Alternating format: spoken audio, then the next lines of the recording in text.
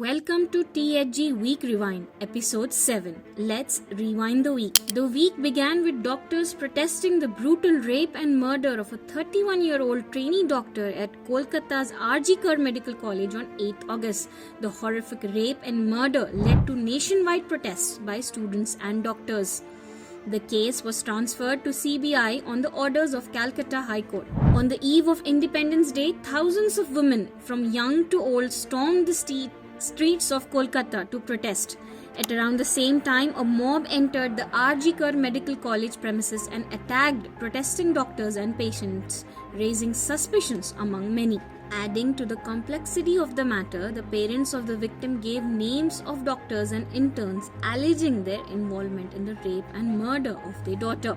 In a surprising move, Starbucks CEO Lakshman Narasimhan has stepped down following a sharp decline in the company's global sales. The drop comes amid growing calls to boycott Israeli products, with many linking the dip in Starbucks' performance to the ongoing genocide in Gaza. On Wednesday, the eve of Independence Day, President Draupadi Murmu addressed the nation, reflecting on the Partition Horrors Remembrance Day and honored the sacrifices made during foreign rule. The president highlighted India's significant progress, noting it now stands as the world's fifth largest economy. She also emphasized the need to protect those who have risen from poverty, ensuring they continue moving forward. On Thursday, 15th August, India celebrated its 78th Independence Day. Prime Minister Narendra Modi, in his record 11th address from the Red Fort, outlined the roadmap for a Viksit Bharat by 2047.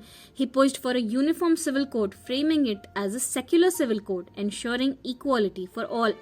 In his speech, PM Modi indirectly addressed the recent Kolkata doctor rape and murder case, calling for strict punishment for those involved in such monstrous deeds. He urged state governments to take crimes against women seriously and ensure that criminals fear the consequences. On Friday, the winners of the National Film Awards for the year 2022 were announced by the Ministry of Information and Broadcasting. Kannada actor Rishabh Shetty won Best Actor Award for his blockbuster film Kantara at the 70th National Film Awards. The Best Actress award was shared by Nithya Menon for her role in the Tamil film Tiruchitrambalam and Manasi Parekh for the Gujarati film Kutch Express. Music maestro A.R. Rahman wins Best Music Director for Ponniyin Selvan 1.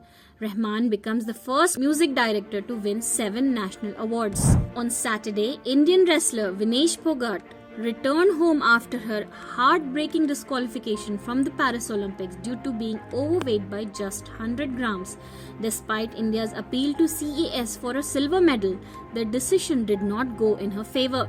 Vinesh was warmly welcomed by a crowd upon her return, where she broke down in tears. In another shocking incident, Sabarmati Express derailed near Kanpur in Uttar Pradesh. Although there were no injuries, at least 20 coaches went off the tracks. This incident follows a series of recent train derailments across the country, raising concerns about the performance of Railway Minister Ashwini Vaishnav. That's it for today. Follow for more.